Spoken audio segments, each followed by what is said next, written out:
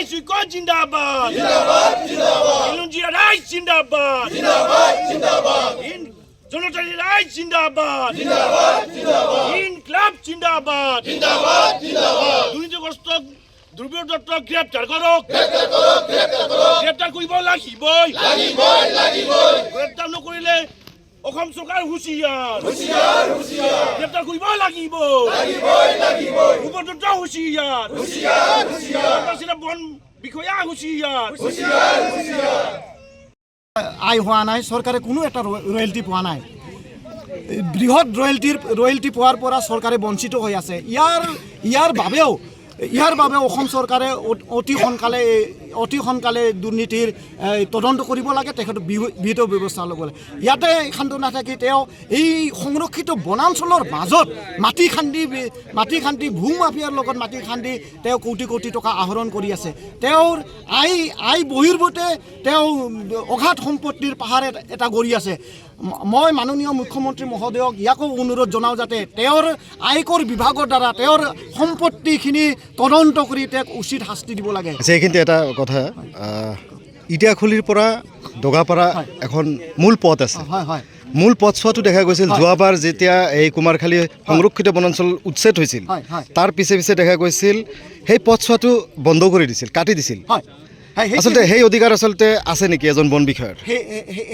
সেইটো মই আহিম যে তেওঁ লক্ষীপুৰৰ পৰা যিটো ঢকাপাৰালৈ ইটাখুলি ভায়া ইটাখুলি বন সংযোগী পথ আছে প্ৰায়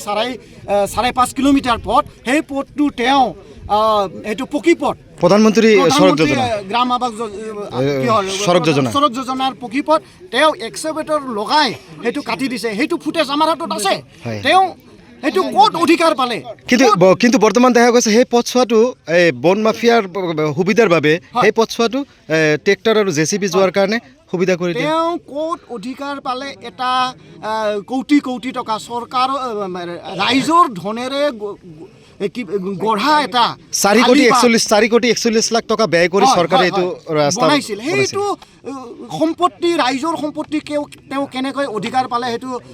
কাটিবলৈ আৰু এতিয়া দেখা পাইছোঁ ৰাইজে দেখিছে এতিয়া এই যে বালি মাফিয়া ভূ মাফিয়াৰ ইয়াৰ পৰা মাটি লৈ যাব লাগে লক্ষীপুৰত বিক্ৰী কৰিব লাগে সেইকাৰণে মাটি দি সেইটো ফিল আপ কৰিছে এনেধৰণৰ দুৰ্নীতিগ্ৰস্ত বিষয়া অতি সোনকালে তাৰ আয়কৰ বিভাগৰ দ্বাৰা তদন্ত কৰিব লাগে তাক অতি সোনকালে চাকৰিৰ পৰা বৰখাস্ত কৰিব লাগে আৰু তেওঁক গ্ৰেপ্তাৰ কৰিব লাগে মাননীয় মুখ্যমন্ত্ৰী মহোদয়ৰ প্ৰতি আমাৰ আস্থা আৰু বিশ্বাস আছে তেখেত জনজাতিসকলৰ নেতা বুলি আমি ভাবোঁ সেইকাৰণে এই জনজাতি অঞ্চলৰ ৰাইজৰ যি সম্পত্তি জনজাতি লোকসকলৰ ৰবৰ বাগানো উচ্ছেদ কৰা পৰিলক্ষিত হৈছে হয় তেখেতে আহাৰ পৰা এই অঞ্চলত বিভিন্ন ধৰণে হাৰাশাস্তি কৰি আছে এফালে তেওঁ জনজাতিৰ লোকসকলে যিহেতু ৰাবাৰ খেতি সেইটোও ধ্বংস কৰি আছে লক্ষ্য কৰি আছোঁ এই লক্ষীপুৰ মণ্ডলৰ বনাঞ্চলিক বিষয়া ৰেঞ্জাৰ ধ্ৰুৱ দত্তই লক্ষীপুৰত জইন কৰাৰ পিছৰ পৰাই অবাধ হাৰত দুৰ্নীতি কৰি আছে অবাধ হাৰত বন সম্পদ ধ্বংস কৰি আছে অবাধ হাৰত এই অঞ্চলত বালি খনন হৈ আছে অবাধ হাৰত এই অঞ্চলত কাঠৰ মিল বহুৱাই দি মাহিলী আদায় কৰি কাঠৰ মিল বহাই দি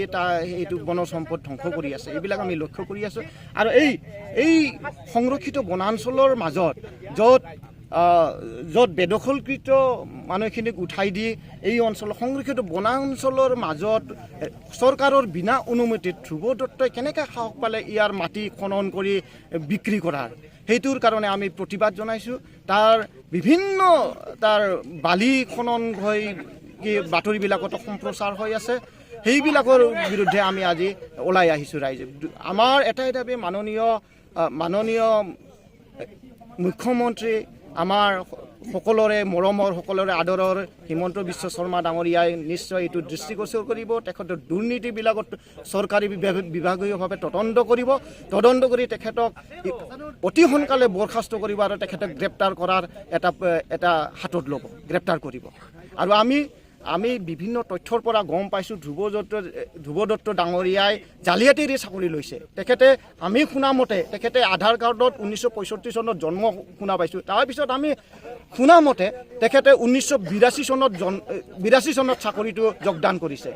1982ৰ পৰা তেতিয়াহ'লে বিয়া কৰিলে আমি 17 বছৰত কেনেকৈ এজন মানুহে চাকৰি পালে?